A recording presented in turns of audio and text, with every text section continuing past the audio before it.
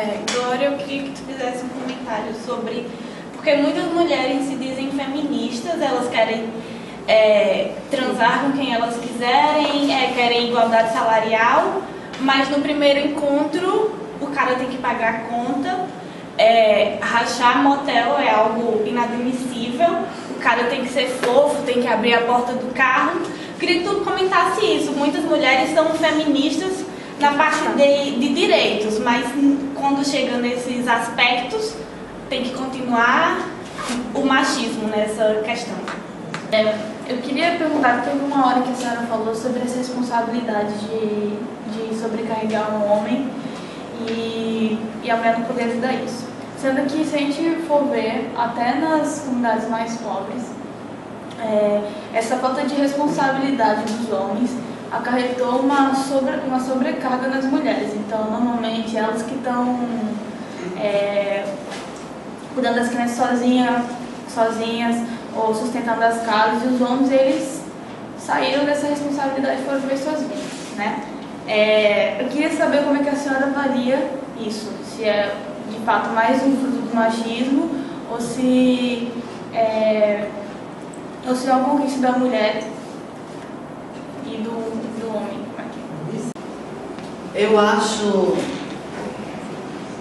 Eu sou feminista, acho que ninguém duvida disso. Com 18 anos eu já participava do primeiro grupo feminista na Paraíba. Eu olho que faz tempo que eu tenho 18 anos. Mas o ex-finado, não morreu não, fica no fundo aí em cima.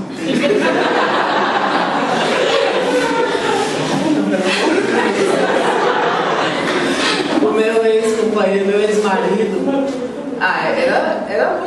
era muito fofo quando ele trazia flores para mim, quando ele dava anéis, renovando nossos votos matrimoniais.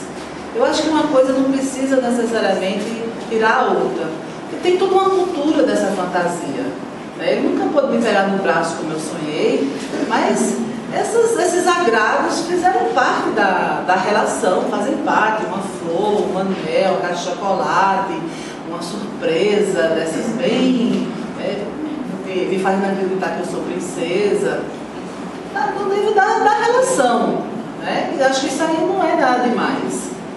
Sobre pagar a conta, eu acho que isso tem que ter um acordo, né? Eu tenho uma pessoa muito íntima, uma jovem, que certa vez ela argumentou com o noivo dela os preços internos. Ele ligou para ela e disse: olha, hoje eu vou encontrar uns ex-amigos, né, uns colegas do passado, né? E eu quero que você esteja linda. Ela disse: tá. Se eu vou estar linda, viu? Vou pro salão agora. Aí foi pro salão, né, chapou o cabelo, fez unha, depilou, maquiagem. Aí quando ele chegou em casa para buscá-la, ela disse: a conta do salão foi R$80. Eu quero a metade. Aí ele disse: oxe, por quê? Ele disse: tudo bem, você não paga metade não, eu vou passar um mês sem rachar no restaurante com você. Porque você me exigiu que eu estivesse linda, e para ficar linda, eu passei o dia inteiro no salão e gastei uma fortuna com o meu parco orçamento, que ela é estudante. Então, não me peça mais isso. Quer que fique linda? Então, assim, tem que ser negociado. É claro que isso é uma brincadeira entre eles, mas ela está dizendo: não, eu estou falando sério. Você não me quis linda? Olha, pé e mão, R$20. Chapinha, 50. Depilação das pernas tal. Você quer que eu diga todos os lugares que eu fiz? Você disse que eu queria linda, então a conta é cara, meu amigo. Aí você ainda quer que eu saia com você e rache um mísero jantar? É uma piada, isso é uma brincadeira. Mas isso tem que ser conversado. Seja no primeiro encontro, seja no último encontro, a gente tem que dizer: vamos jantar fora, qual restaurante? Ih, isso é caro, eu não tenho dinheiro não. Então vamos lá do Samaritana comer um cachorro quente. Então acho que o que tem é que ser conversado. Não dá pra gente fingir, né, que tá tudo bem e ir lá pro melhor restaurante e na hora dar de saia justa. Né? A gente tem que dizer logo. Claro, é romântico, ele vai me levar, mas algum parente do romantismo diz assim, tu tem dinheiro hoje, tu pode pagar para mim, porque eu não vou rachar, não. Ah, eu tenho dinheiro, gata, vai uma boa. Aí, pronto, aí eu vou fingir que sou princesa, abre a porta, traz tudo. Isso é assim, faz parte do jogo amoroso. Eu acho que tem que fazer parte do jogo amoroso, a gente não tem que rejeitar isso, não. Abre a porta para mim, tá numa boa. Meu filho saiu de casa para casar e hoje na minha casa só tem mulher. Mas quando ele estava em casa, eu sempre disse, eu jamais vou botar o fogão dentro do homem em casa, vou botar o garro do fogão dentro do homem em casa. Mas ele é mais forte do que eu, mais jovem do que eu, faz musculação, eu vou pegar esse bujão pesado e vou fazer isso. Ah, não faço não. É machismo, é exploração etária, mas faz parte do nosso jogo. Em compensação, eu faço outras coisas para ele, que eu tenho mais habilidades para fazer. Eu acho que aí a gente faz um acordo, eu acho que na relação afetiva cabe isso. Nossas conquistas, Sara, realmente você tem razão. Por isso que hoje uma das bandeiras é a divisão do trabalho doméstico com os nossos companheiros. Nossas conquistas nos resultou também para a nossa vida a dupla jornada de trabalho, a sobrecarga de responsabilidade.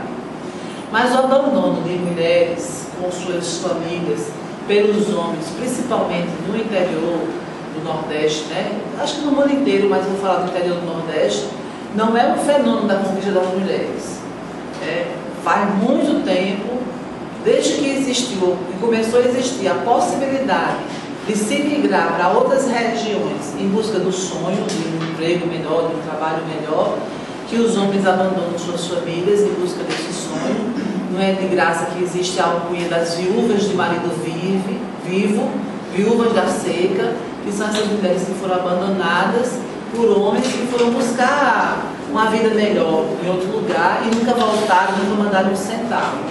Então, isso existe no interior, existe na periferia, existe um monte de mulheres, a gente sabe, que vivem sozinhas. Tanto é que as estatísticas hoje mostram que quase 50% dos lares não são mais formados da maneira tradicional, um homem, a mulher e as crianças. As famílias hoje ganharam outra diversidade e não é só por causa dos homossexuais. Mulheres que moram com a mãe, com a avó, com a tia, outros arranjos, sabe? Amigas que dividem apartamento, vivem em casa. É muito comum lares que não estão mais organizados desse desenho tradicional, o homem, a mulher e os filhos. Quase 50% dos lares do Brasil são organizados de outra forma que não essa forma tradicional. E aí isso nos tem que fazer pensar, né? O que está acontecendo. Os homens não estão assumindo sua postura, sua obrigação, ou isso não significa só isso, mas significa uma transformação desse padrão familiar, ou significa o desemprego, e aí os homens veem sua família passando necessidade e vão procurar outras alternativas, ou mesmo essa possibilidade de hoje em dia muito concreta de casar e descasar e fazer outra família, ou esse padrão de beleza esse modelo, né, não só de beleza, que obriga os homens a se interessarem apenas por mulheres mais jovens e as mulheres por homens mais velhos. Então, as mulheres vão sendo abandonadas por mulheres mais jovens, que é muito comum também. Então, existem vários fatores que podem explicar isso.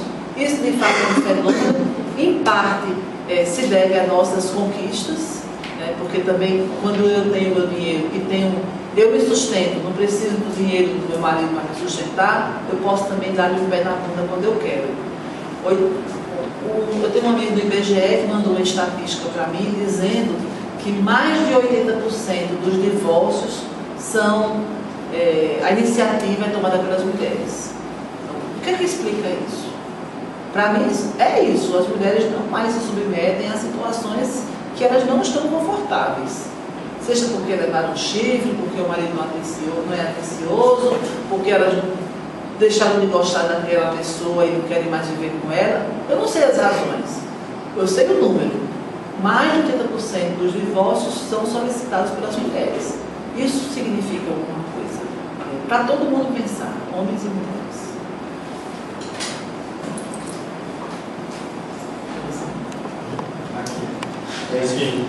Vou fazer a última rodada, tá certo? Última rodada, E aí, qualquer coisa, isso aí é esse meio.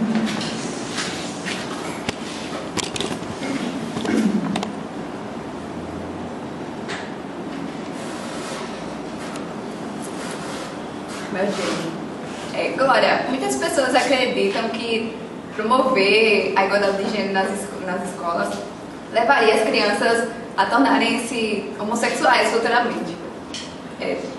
Que tipo de resposta tu daria a uma pessoa com esse pensamento?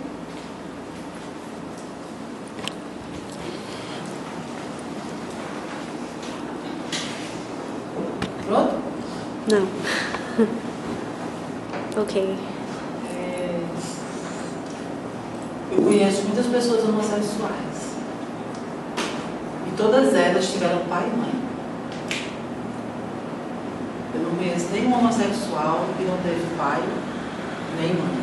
Ou mãe, tá? Ou seja, não existe ainda a possibilidade de dois homens gerarem uma vida, nem de duas mulheres. Todos são frutos de um casal heterossexual. Hoje existem intervenções, né? A medicina permite fecundação fora do útero, barriga de aluguel e outras tecnologias reprodutivas, mas de um modo geral os homossexuais foram criados em famílias heterossexuais e mesmo assim se tornaram homossexuais. Eu diria que não é o fato das mulheres estarem conquistando o direito, não é o fato de a gente garantir igualdade de direito entre homens e mulheres que vai fazer com que as pessoas sejam homossexuais. Da mesma forma, hoje casais homossexuais que têm crianças, essas crianças não necessariamente vão ser homossexuais, podem até ser, mas não necessariamente.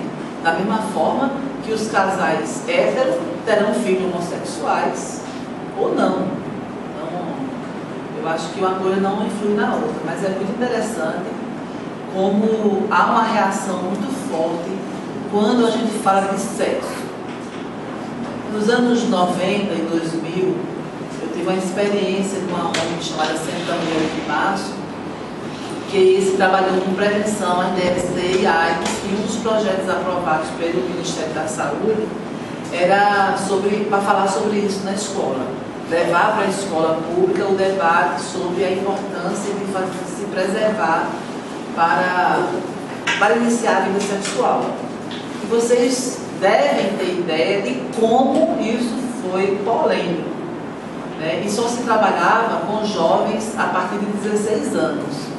Mas entregar uma camisinha a um jovem de 16 anos e a uma menina de 16 anos é lido pela uma camisinha, ou se falar de sexo na escola, é como se isso fosse um estímulo ao exercício da sexualidade. Não se pensa que é um estímulo ao desenvolvimento de uma sexualidade responsável, porque tem de jovens, né, que engravidam, que se infectam.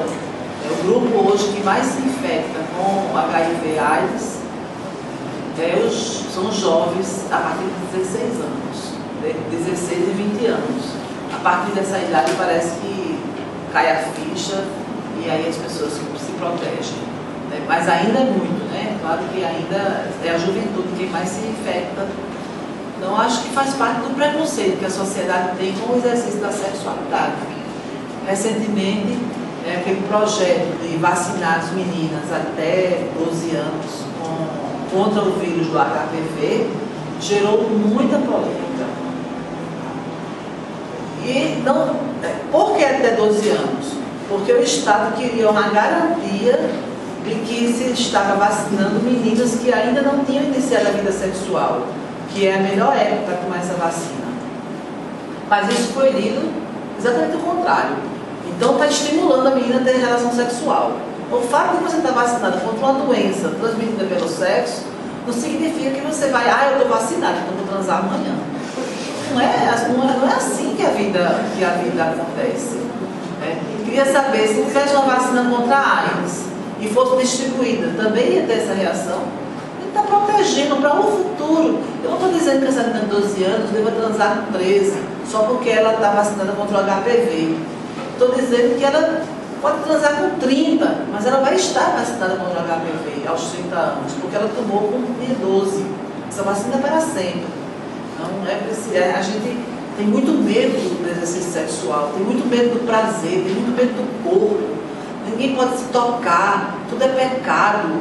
Então, essa noção de que tudo é proibido, tudo é pecado, eu acho que até funciona do modo contrário, sabe? As pessoas não se protegem, as pessoas desenvolvem curiosidades, taras, fetiches, fantasias, e acaba piorando a situação, ao invés de tratar isso como uma coisa natural.